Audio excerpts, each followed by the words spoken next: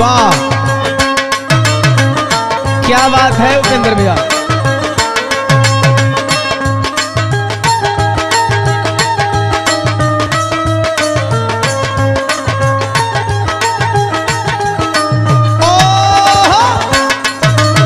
बहुत खूब,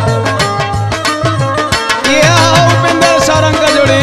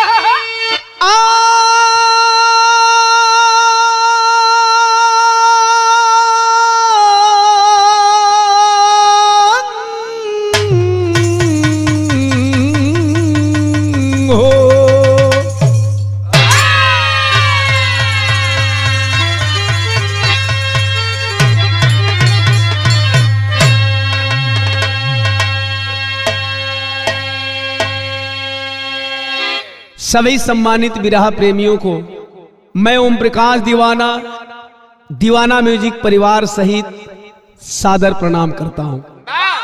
आशीर्वाद के रूप में मेरे चैनल दीवाना म्यूजिक को सब्सक्राइब कर लीजिएगा ताकि मेरे नए गाने का नोटिफिकेशन सबसे पहले आप तक पहुंच सके।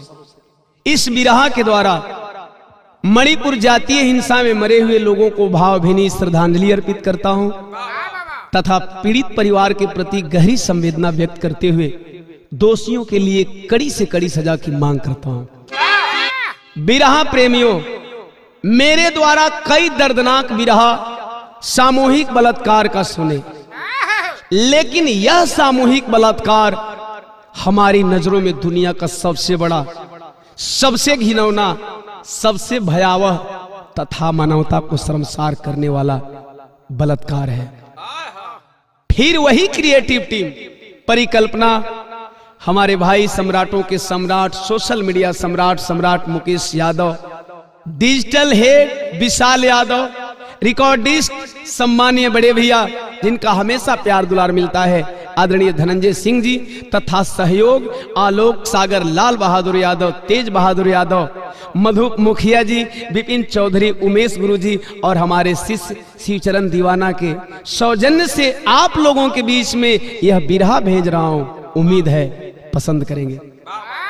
मोदी जी के इस अमृत काल पे ओम प्रकाश दीवाना की कलम प्रश्न चिन्ह लगा रही है। भूमिका में भाव है। विरह के प्रेमी इस भाव पे जरा तवज्जो हो। कैसे जीतन बबुआ?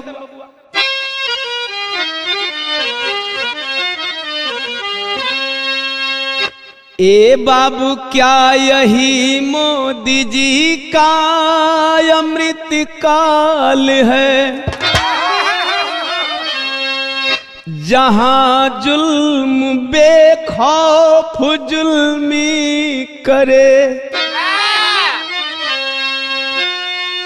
मटका छूले अगर छात्र स्कूल में,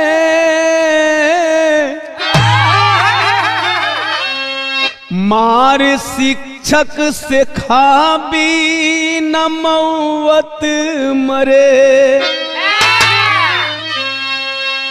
कोई पेशाब करता है सर पे यहाँ, कहीं बेटी जिंदा जलाई गई, मुक मणिपुर में खाकी वाले बने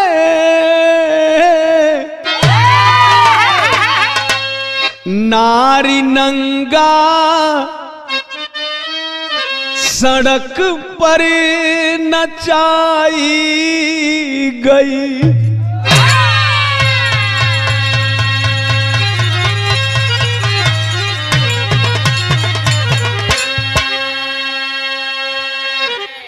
बिरहा बदे पुनः एगो नई कव्वाली का अंदाज बा। कैसे उपेंद्र भैया?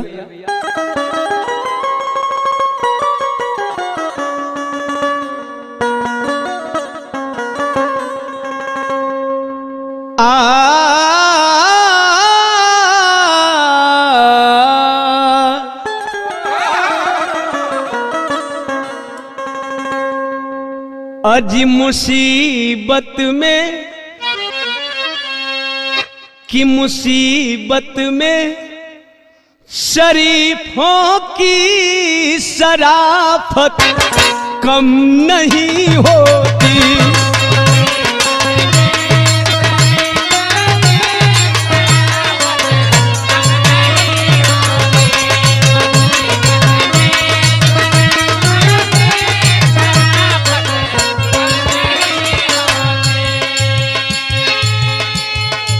मुसीबत में शरीफों की शराफत कम नहीं होती।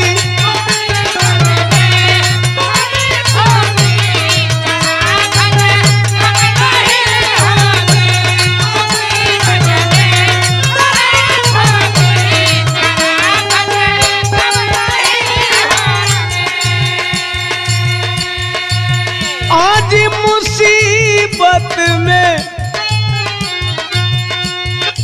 और शरीफों की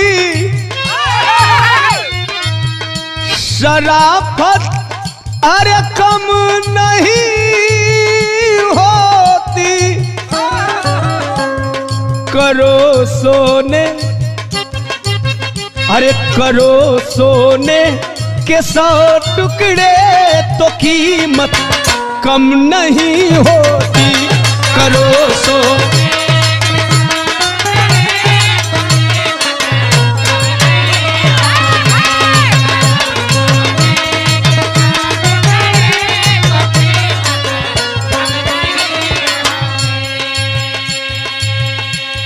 कुछ सवाल मेरे मन में मेरे जेहन में है, इसलिए मैं बिरहा गा रहा हूं, वरना ऐसे दर्द को गाने की हिम्मत में नहीं जुटा पा रहा हूं।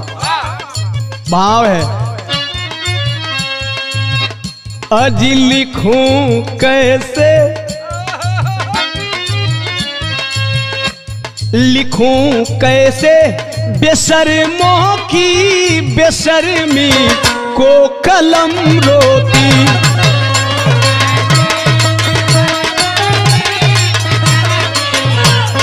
कलम रोती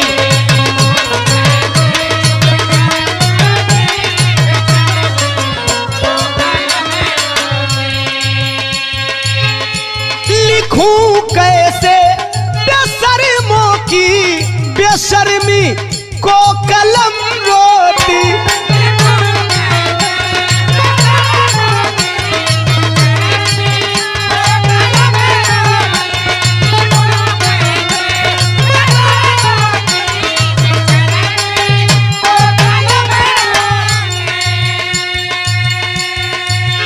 आज लिखूं कैसे और बेशर्मों की बेशर्मी को कलम रोती। होता भारत को सुरक्षित कहने वाले देश के अंधभक्तों ओम प्रकाश दीवाना की कलम सवाल कर रही है। होता भारत सुरक्षित जब ये हालत तब नहीं होती। होता भारत सुरक्षित जब ये हालत तब नहीं होती।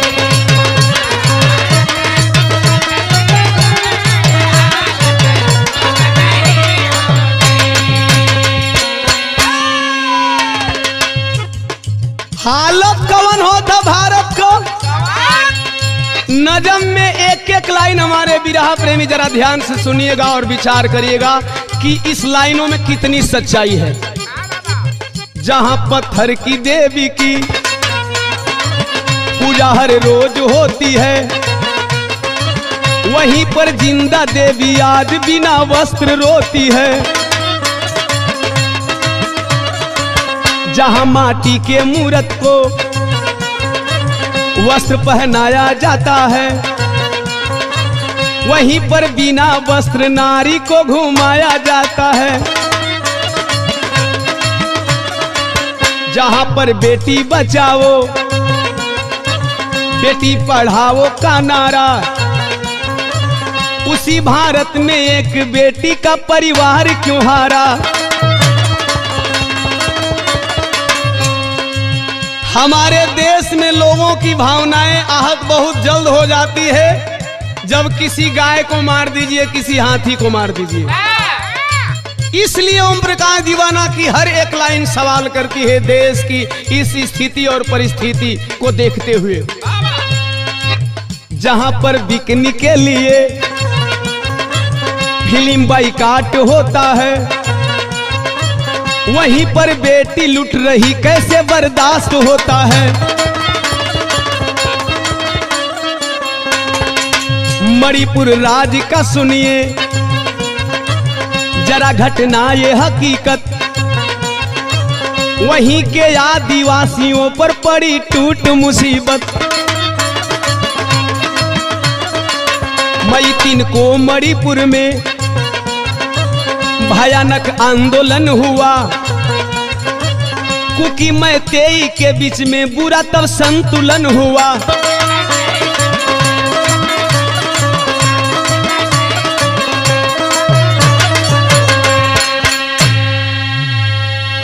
हमारे अजीज बिरहा प्रेमियों, देशवासियों, आखिर पहाड़ी वादियों में घिरा आमतौर पर शांत रहने वाला मणिपुर राज्य अचानक हिंसा की आग में क्यों जल पड़ा और अभी तक क्यों जल रहा है। मणिपुर में विशेषतः 3 समुदाय के लोग रहते हैं, मैतेई, कुकी और नागा। मैतेई समुदाय की जनसंख्या 53% है, जबकि 40% कुकी और नागा हैं। बाकी 7% में अन्य लोग हैं। मैदानी भाग में मैतेई रहते हैं तो वही पहाड़ी भाग में कुकी और नागा रहते हैं। जंगल की जमीन और उस जमीन पर जो अफीम की खेती होती है, जिसमें कुकी समाज आदिवासी अर्थात अनुसूचित जनजाति अर्थात एसटी होने के कारण आरक्षण द्वारा एक विशेष अधिकार प्राप्त है उनको।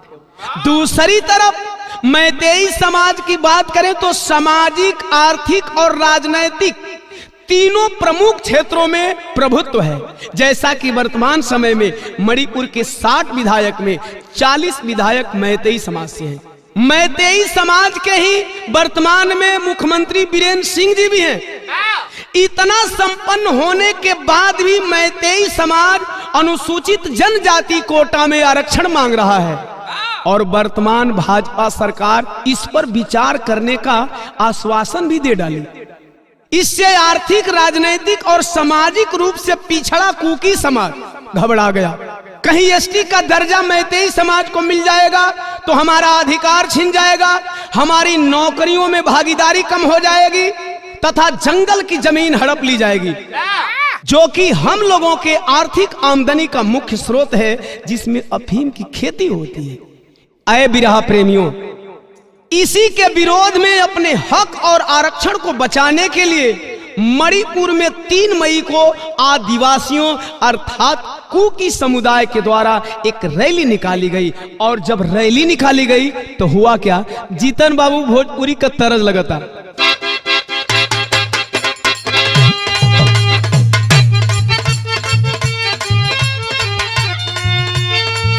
कौनो प्रेमिका अपना प्रेमी के बरिजा थी, कैसे बरजे, छोड़ी दया जान गुंडा कर दी हो, पेन्हिला तुआर मिके वरदी हो।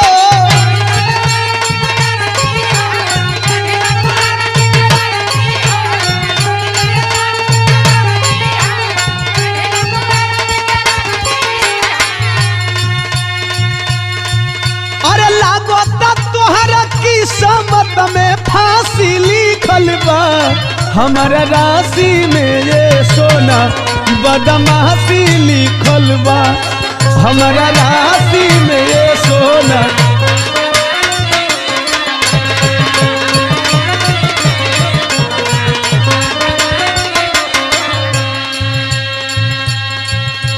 ए बाबू कौने बात से आंदोलन होता जरा ई समझी कैसे।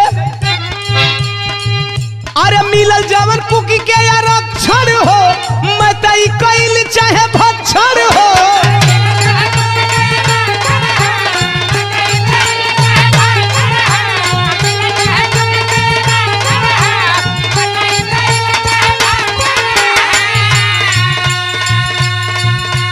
यही कारण विरोध बनवासी कैले हो यही से 3 मई के आंदोलन आदिवासी कैले हो यही से 3 मई।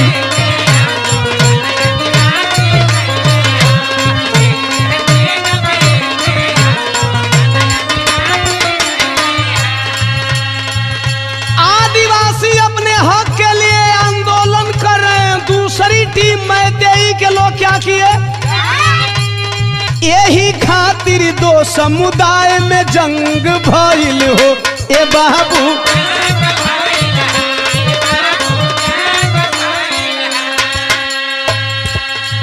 अरे मणिपुर के शांति सारा भंग भइल हो। ए बाबू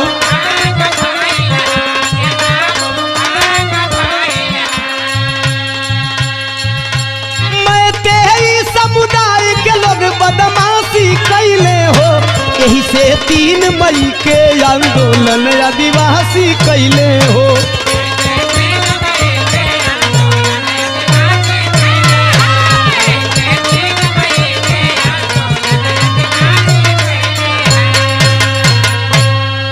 आ बाबू आदिवासियों के आंदोलन के विरोध में बहुसंख्यक मैतेई समाज रोड पे उतर गया।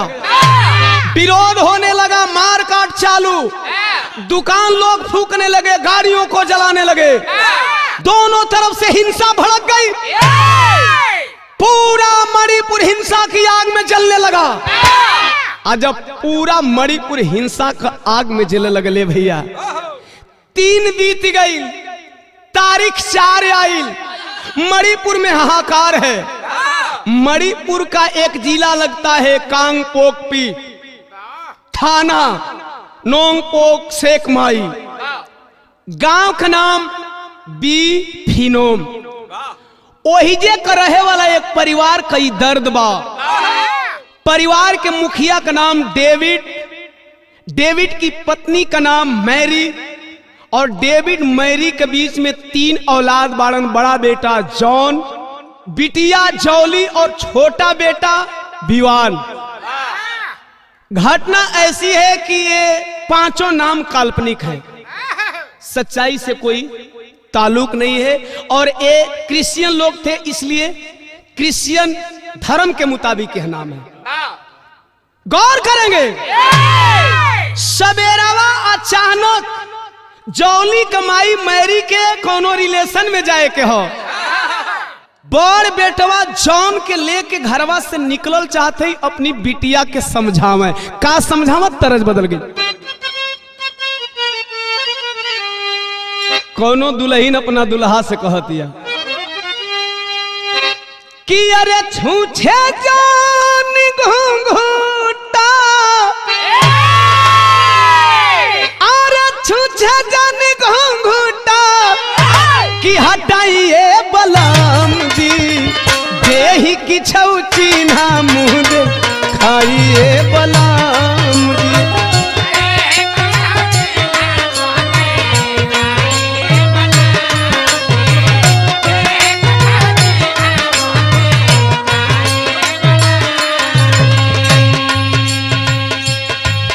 माई बिटिया के समझावे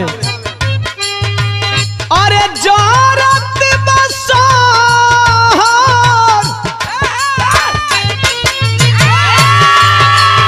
अरे जोरत बसोहर बजरिया या बिटिया घरवा से जइहाना बहरिया ये बिटिया।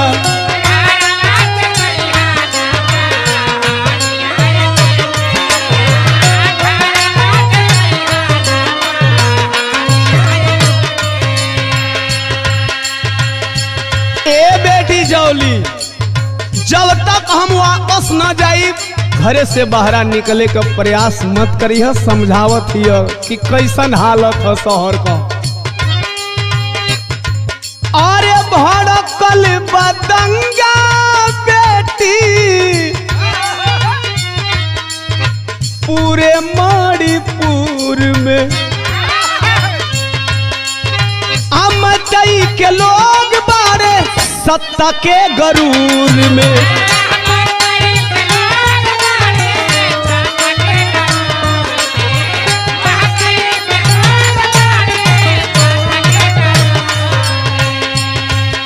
जौली कहलस मम्मी मत जाओ, अगर ऐसी हालत है तो मुझे बहुत डर लग रही है, लेकिन माई समझावत है मत डेरा। घरवा हम न के घरवा हो। अरे भैया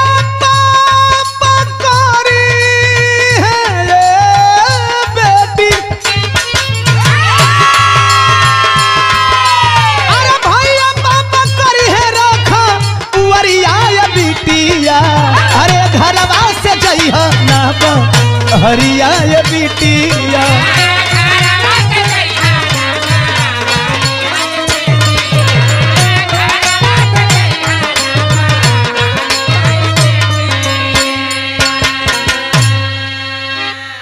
इतना समझा के माई बड़का बेटवा जौन के लेके चल दिहली। दोपहर धीरे धीरे भयल 4 मई के होत का हो तरह हमरे कैसेट वाली लगल जीतन।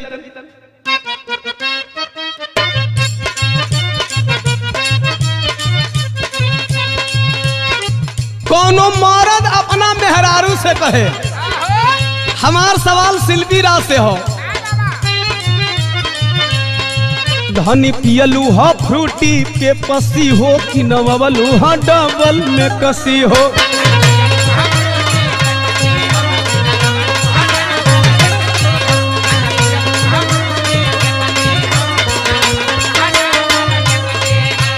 खइलू हा छोला त बोला तकल बलोला मुरझाइल बड़ू कौन करहनावा। तो शिल्पी हमसे कहा तारी, अरे गौरहमी में कुल पैदा मानवा लौसी पिया दे सजनवा।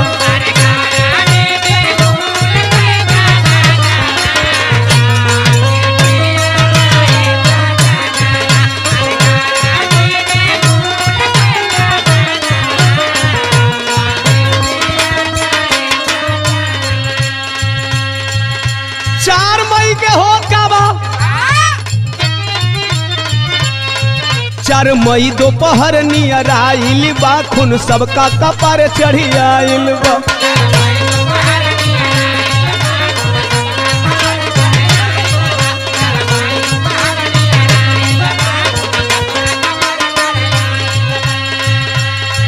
अरे दहशत में हिला कांको पिजीला गाँव अभी फेनो नर नहरिया।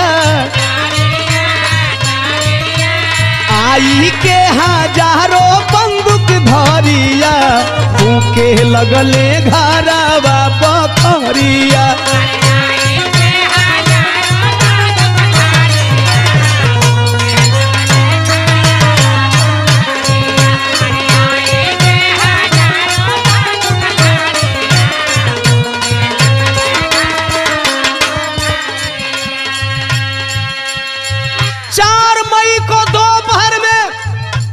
पीड़िताओं के बयान के मुताबिक, बीबीसी न्यूज के मुताबिक 900 से 1000 बंदूकधारी आधुनिक हथियार से लैस पूरे गांव को घेर लिए।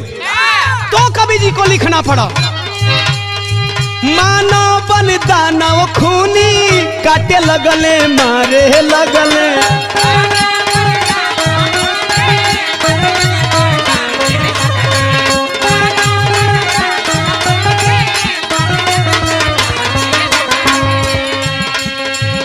बेटी बहिनियन के इज्जत उतारे लगल।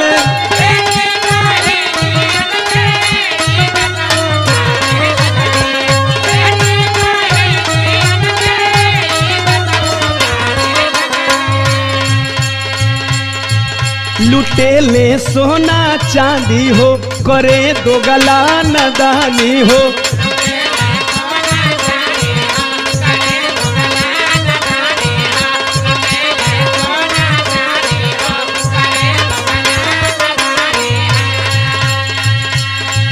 अरे दुगो पड़ोसिनिया भाई और बहिनिया पापा साथे भगल बहरिया। आई के हजारों बंदूक धरिया, फूके लगले घरवा बखरिया।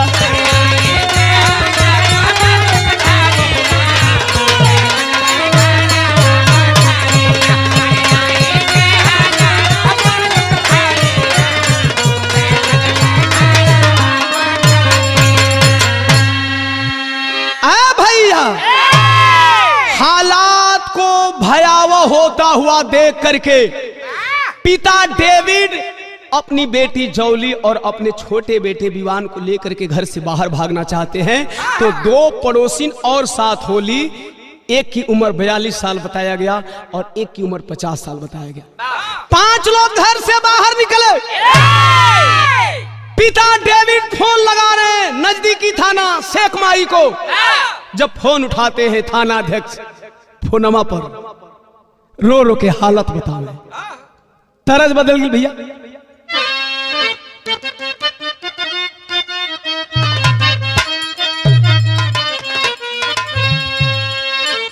गीतिया बाया जय कदसिया,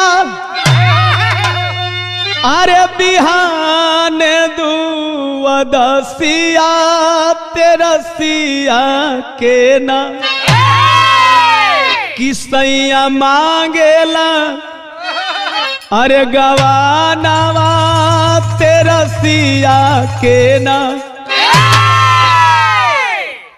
लेकिन ए बाबू डेविड बाबू फोनवा लगौला होन अपनी बेटी का इज्जतिया बचावे बदे, अपना बचवा के बचावे बदे, दुगो पड़ोसिन के बचावे बदे थाना अध्यक्ष से बतियावत हो। से कमाई थानावा अरे लगावल जा बफोनावा बचाई ले बना कि साहब आफत में बजानावा बचाई ले बना।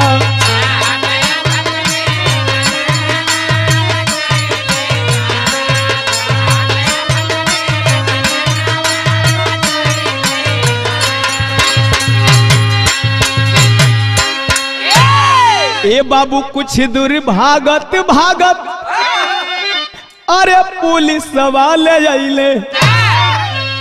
कुछ दूर जाते जाते पुलिस वाले आ गए।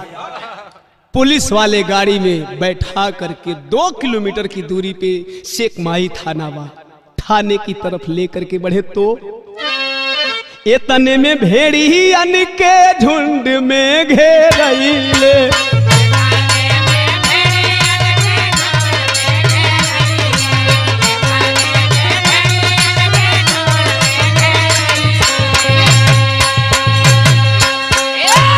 अरे छीनी बेईमानवा कि पुलिस के समानवा खोलावा वे लगले ना कि पूरा देहा के वसानवा खोलावा वे लगले ना।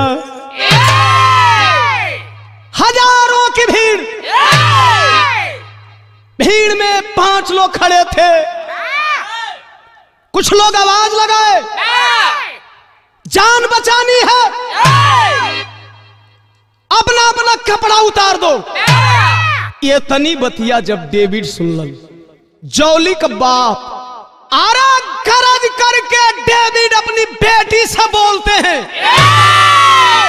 कि कटेगी ये गर्दन, अरे मगर ना झुकेगी। अरे कटेगी ये गर्दन अरे मगर ना झुकेगी। अरे ये बेटी जाली ना कपड़ा उतारो।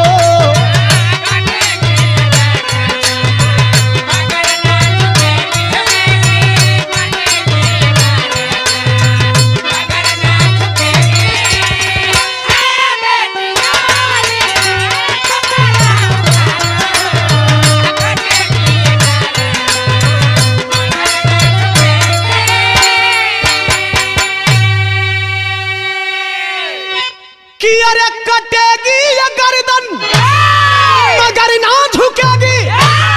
कि अरे या बेटी जाली अरे न कपड़ा उतारो। अरे दोगले बुझी दिल हरामी के पिल्लो। अरे दोगले बुझी दिल हरामी के पिल्लो। चाहे हमको जारो अरे चाहे हमको मारो।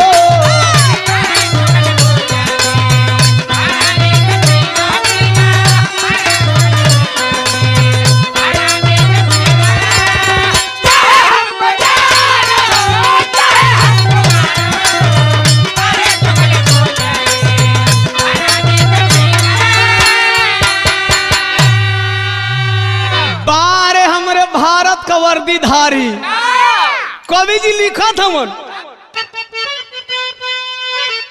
अरे पुलिस पहनी के वर्दी कि देखे गुंडा गर्दी कि डेविड की करने अरे लगे है पिटाई। अरे हिजड़े पुलिस नंबर 2 निकम्मो। अरे हिजड़े पुलिस नंबर 2 निकम्मो। अरे चूड़ी पहनी लो ये वर्दी उतारो।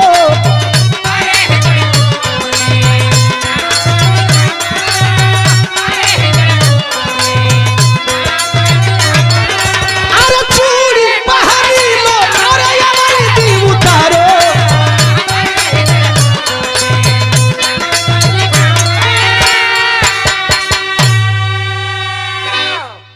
जे वही इतना गरज करके डेविड बोले भीड़ गुस्सा में लाल हो गई। तू बोलेगा कुकी समाज का। डेविड को मौत की नींद सुला दी। और जब डेविड के मौत की नींद सुला दिले बाबू उस भीड़ में से किसी ने आवाज लगाया। तीनों औरतों को मैं बोल रहा हूं अगर आप लोग कपड़ा नहीं उतारोगे अभी भी तो वही हस्र करेंगे। अभी जो तुम लोगों के सामने इस व्यक्ति का हम लोगों ने हस्र किया है डर का मारे वो तीनों अबला करत का है बेहोल होके कभी जी भाव लिखत हूं। अरे पुलिस सामहानावा वो तरली बसानावा हो झर झर पर से नाया नवा नंगा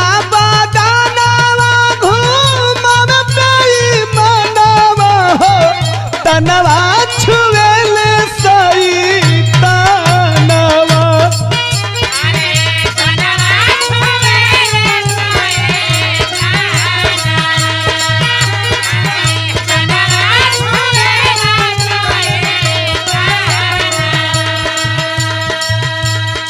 तीन मजबूर औरतन के पूरी पब्लिक के बीच में खाली घुमावला से मन ना भरत है और का करे।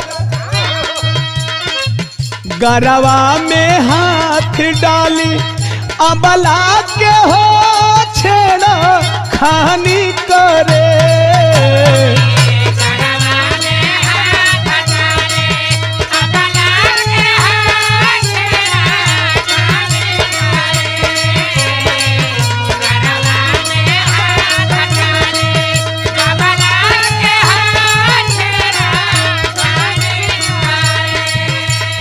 धनंजय भैया सम्राट जी की छेड़खानी कैसन है एक बार मानवता भी शर्मसार हो जाए।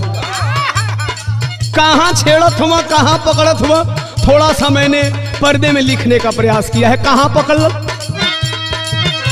केहू ऊपर केहू नीचे नु हो केहू बीचे धारे।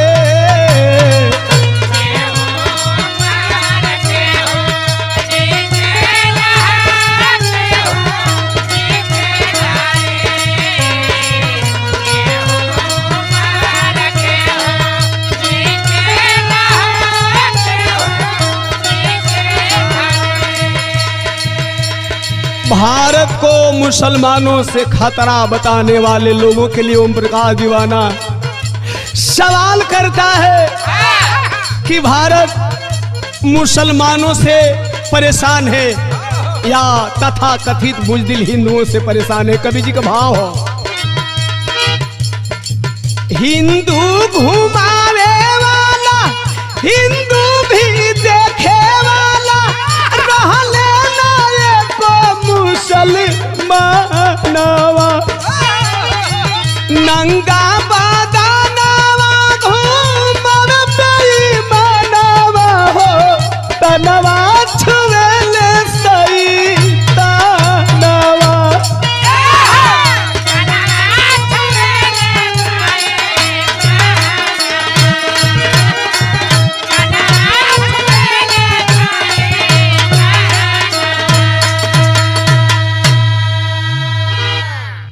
साल की महिला बीबीसी को बताई कि मेरे साथ क्या क्या हुआ था।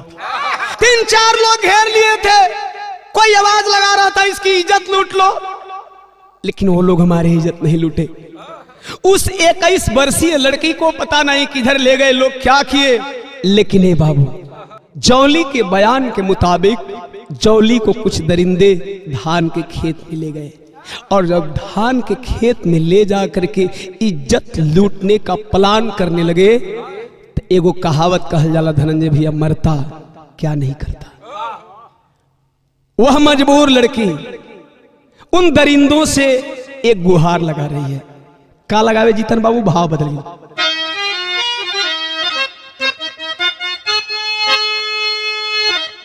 कहे मानी ले बहिनी के बतिया सुना भैया, अरे बतिया सुना भैया, लूट जानी हमारी जतिया सुना भैया।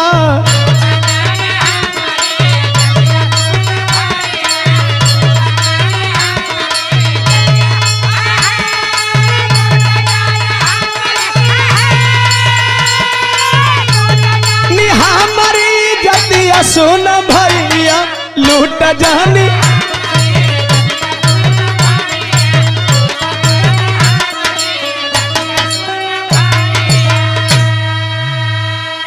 ये बतिया छोटका भैया 19 वर्षीय विवान सुन ले बा, बचाने का प्रयास करने चला है तो इज्जत बचावे, अरे चलल बीराना विवान हो, अहवसी हरामी मार ले लिहल जान हो।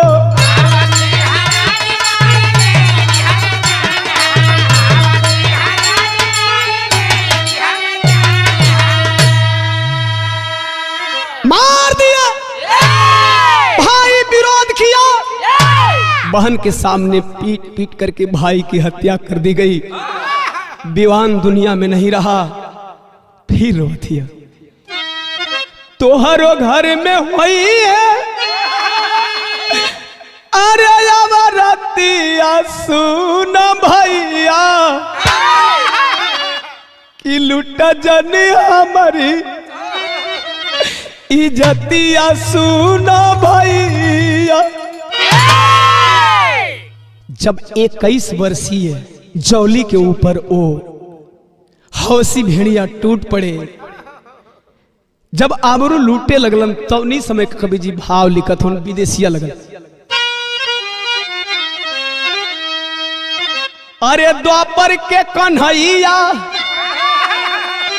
द्रौपदी के भैया हो, आइले ओढ़ावे नहीं ए बाबू तन पे चादरिया, कि जुआवा में हारी पाचो पति मन मारी बैठे, अरे कैसे अइले द्रौपदी के सुनी के गोहरिया। सुना जाता है द्वापर में द्रौपदी की आबरू बचाने कन्हैया आए थे। जिस द्रौपदी को उसके 5 पति जुआ में हार गए थे। इस बहन को तो भाई ने नहीं हारा था ना, इस बहन को तो बाप ने नहीं हारा था ना। भाई भी बचाने का प्रयास किया, बाप भी बचाने का प्रयास किया। अरे कम से कम द्वापर के कन्हैया नहीं आए तो किसी कलयुग के कन्हैया को तो वहां पहुंचना चाहिए था। कैले का हवस मिटावे लगले, हवसी हरमिया हो कि अरे बारी बारी नोचे लगले कुकुरासी करिया। नहीं अइले गाड खुदा, अरे नहीं भगवान अइले, लुटी गईली काईस साल की कुमारिया।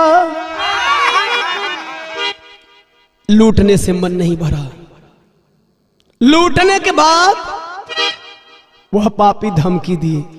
कौन धमकी? केसिया लिखैबू तो अरे जानवा से मारल जैबू, भया बसरी पाटीना अरे लिखावली मातारिया। भय के कारण मां रिपोर्ट नहीं लिखवाई। जब मीडिया वाले पहुंचे, लोगों ने पूछा आपने रिपोर्ट क्यों नहीं लिखवाया? शर्मसार थी। इसके बाद 12 मई को रिपोर्ट लिखाई गई। 18 मई को महिला आयोग को सूचना दी गई।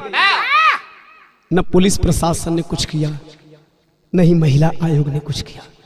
वर्दीधारियों के सामने लूटती हुई बेटी को देख करके ओम प्रकाश दीवाना की कलम पुनः देश के पुलिस प्रशासन के ऊपर उंगली उठाती है और सवाल करती है टेरी का शैली में। बाबा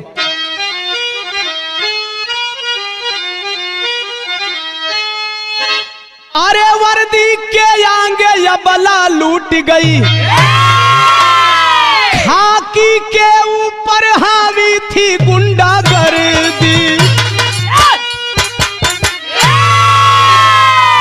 सीएम चाहे होते, पीएम चाहे होते, मणिपुर में ऐसी न हिंसा भड़कती। बेघर न होते मणिपुर निवासी, जलती न बस्ती न ज्वाला धधकती।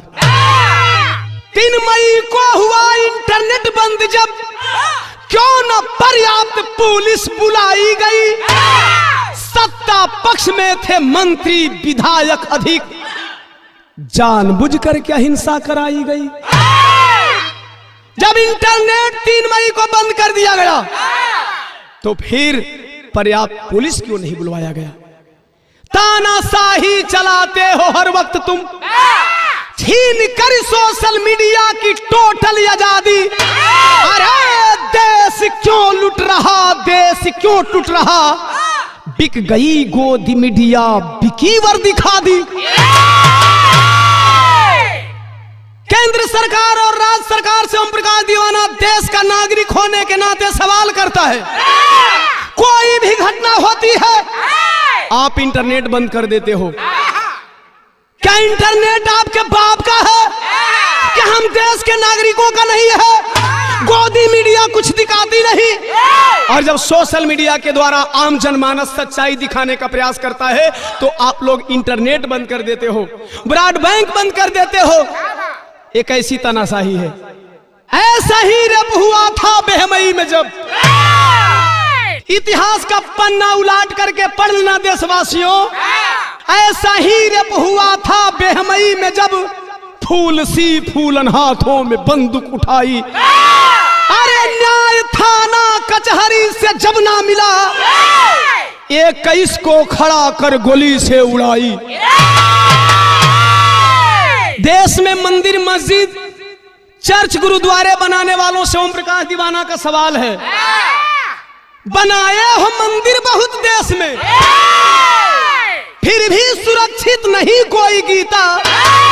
अरे एक लंका बनाकर तो देखो जरा, जहां पे सुरक्षित हो भारत की सीता।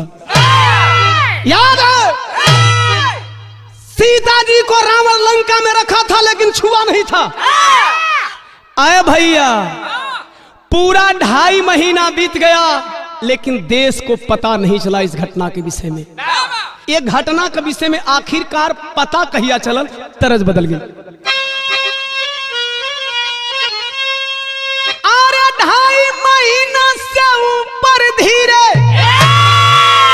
धीरे बीतल समैया हो। 19 के 19 सेकेंड के वीडियो वायरल भइल बा भैया हो।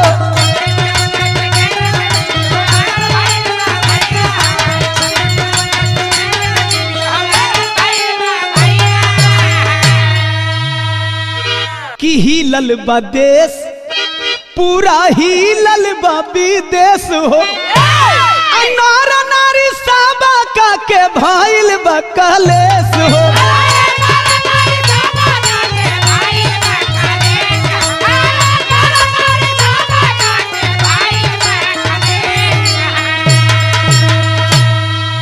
अरे 78वें दिन मोदी के अरे टूटल बाटे उंघैया हो।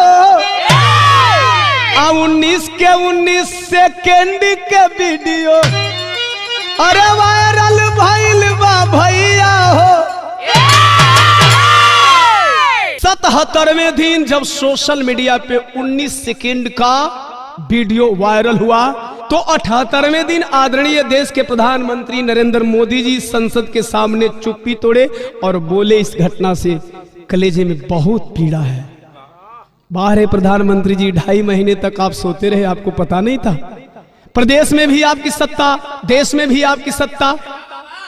जब वीडियो वायरल हुआ तो देश की गोदी मीडिया जो सीमा का न्यूज उछल उछल के दिखा रही थी, पानी में हेल हेल करके संवाददाता पत्रकारिता करते नजर आ रहे थे। शर्म के मारे चुप्पी तोड़े हैं तो कभी जी भाव बदल दिए।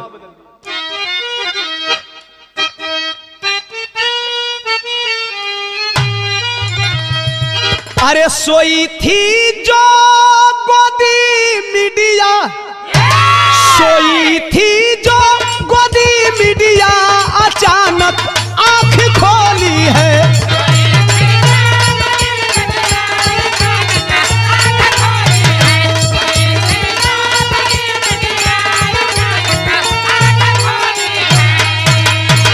अरे सोई थी जो गोदी मीडिया, अचानक आंख खोली है रे, अचानक आंख खोली है। 2.5 माह गूंगी थी, शर्म से आज बोली है। अरे आमने सामने दंगल, हल्ला बोल में होखे हल्ला रे, हल्ला बोल में होखे हल्ला। विपक्षी राजनीति का जहर भारत में घोली है। आमने सामने दंगल हल्ला बोल में चर्चा हो गई, देश की बेटी लुट गई, घड़ियाली आंसू बहा रहे थे। संसद के अंदर की क्या हाल है जरा सुने। हुआ संसद में हंगामा, सीएम पीएम दे इस्तीफा रे, सीएम पीएम दे इस्तीफा। निलंबित हो गए संजय, निलंबित हो गए संजय, खुश भक्तों की टोली है।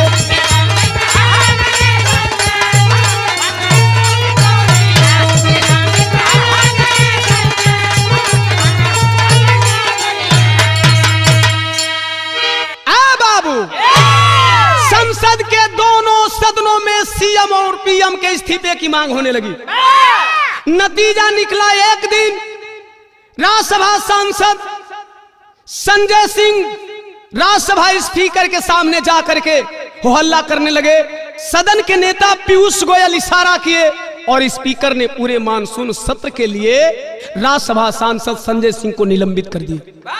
वाह, देश की पूरी जनता सीएम पीएम के इस्तीफे की मांग कर रही है, स्पीकर को सुनाई नहीं दे रहा है। जो नेता आवाज लगा रहा है देश की बेटियों के लिए, उस नेता को पूरे मानसून सत्र के लिए निलंबित कर दिया गया। बारे स्पीकर साहब, कैसे देशवा चली? जब सजा मिले ना दोषी को विपक्षी शोर मचाते हैं, गोदी मीडिया चिख चिख कहती राजनीति करने आते हैं। मीडिया वाले नंगा नाच नाचने लगते हैं, विपक्ष राजनीति कर रहा है। 2.5 महीने में अगर उस बच्ची को न्याय मिल गया होता, दोषी पकड़े गए होते, तो फिर विपक्षी क्यों राजनीति करने जाते? मुख्यमंत्री एन बीरेन बोले, हर रोज होती घटना ऐसी, मर चुके सैकड़ों लोग यहाँ, इस बात की है चिंता कैसी? मीडिया वालों से बात करते हुए मणिपुर के मुख्यमंत्री एन बीरेन सिंह बोले, इस बात में चिंता करने की कोई बात नहीं है। ऐसी घटना मणिपुर में रोज हो रही है, सैकड़ों लोग मरे जा चुके हैं, हजारों FIR दर्ज हो चुके हैं। तब यूरोप अमेरिका धमकाया, चीफ जस्टिस की फटकार पड़ी। अरे जंतर मंतर हर शहरों में आंदोलन करने भीड़ खड़ी। तो जो हुआ न 2.5 महीनों में, 2 दिन में कैसे खास हुआ? लोग कहते हैं देश की कानून कमजोर है, कि कानून के रखवाले कमजोर है। जो हुआ न 2.5 महीनों में, 2 दिन में कैसे खास हुआ? पूर्व विधायक भाजपा के संग गिरफ्त में हैरादास हुआ। 4 आरोपी गिरफ्तार किए गए। पूर्व विधायक भाजपा के संग मुख्य आरोपी हैरादास थाउबल जिला से गिरफ्तार कर लिया गया। एक बात देशवासियों को आज मैं बता देना चाहता हूं बिरहा के माध्यम से, जब इंटरनेट चालू होगा, कई वीडियो सामने आएगा, अरे पूरी दुनिया में मोदी का असली चेहरा दिख जाएगा। इस 2.5 महीना के हिंसा पर ओम प्रकाश दीवाना की कलम पहपट में सवाल कर रही है, कैसे?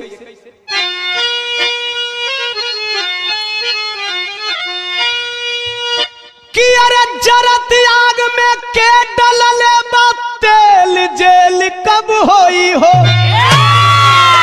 आयन बीरेन सिंह खेलले खूनी खेल, जेल कब होई हो?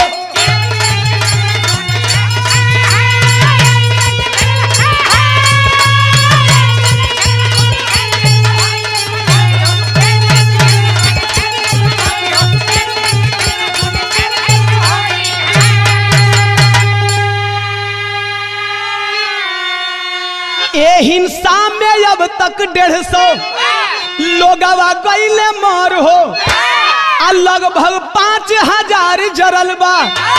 अरे आग जनी में घर हो, बेघर हुए 60,000 दुख झेल, जेल कब होई हो?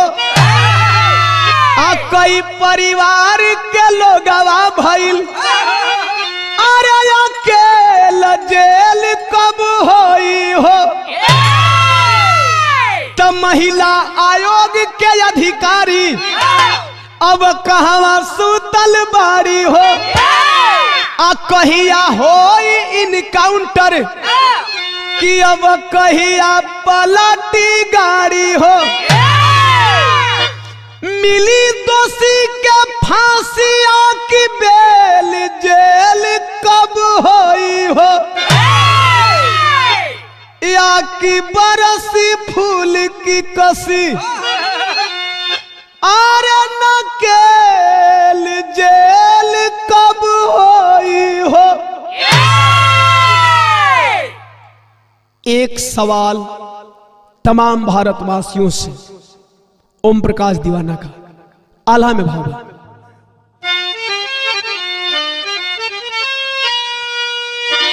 अरे दो सब कानून के की, अरे दोषी रखवाला भैया,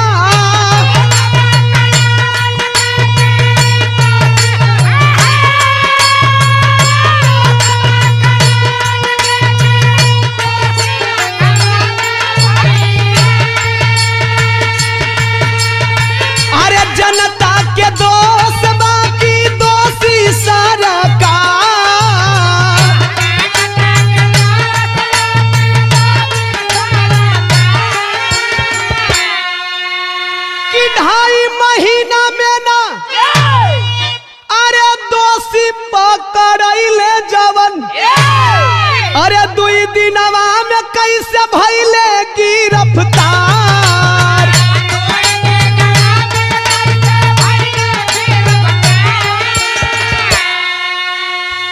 अरे तब भाजपा के सीएम पीएम का घाटा न छुपावल चहले।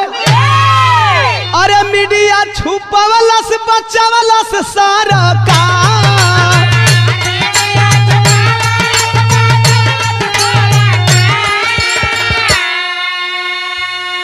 अरे यही से कहिला यही भारत देशवा में बाबू अरे पढ़ल लिखल मूर्खन के बाटे भारमान।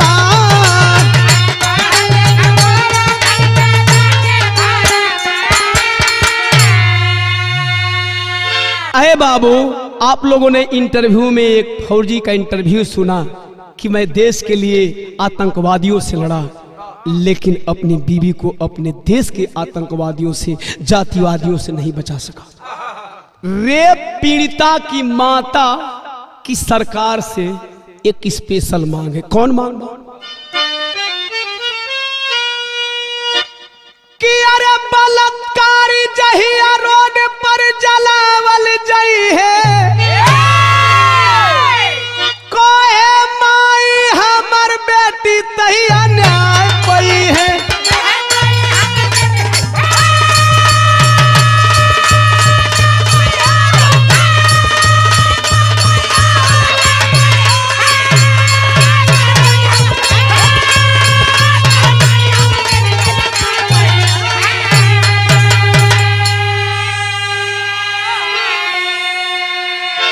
माई बिलख बिलख कहत बा ओह दिन से केहू के ना बिटिया लुटाई आ कवनो बलात्कारी ना जन्म लेवे पाई। बीच चौराहे पर जब सीना में गोली खोई है रेप और दंगा पूरे देश और प्रदेश में नहीं होगा। कब नहीं होगा? मैं जो कह रहा हूं अगर इससे हमारे ऑडियंस सहमत होंगे तो मैं गुजारिश करूंगा कि आप लोग कमेंट में जरूर बताइएगा कि क्या मैं जो कह रहा हूं ये सही है या गलत है।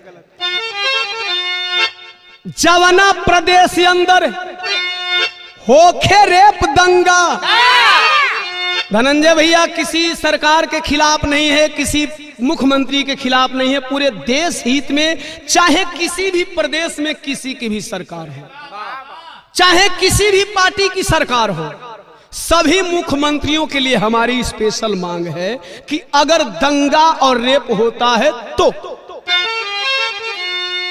अरे जवाना प्रदेश के अंदर होखे रेप दंगा अरे वहां के सीएम के घुमावा कई के नंगा।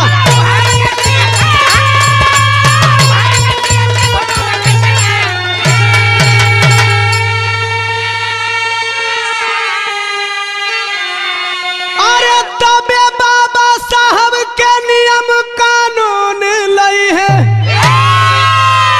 अरे कहे माई हमर बेटी तहिया न्याय पई।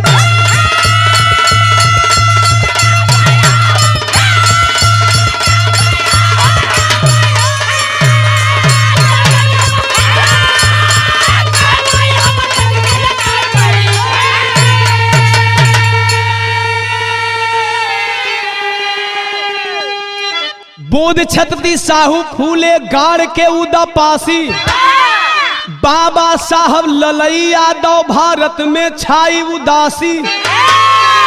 अरे वर्दी के आगे बला लूट गई दीवाना सुरंदर अब सास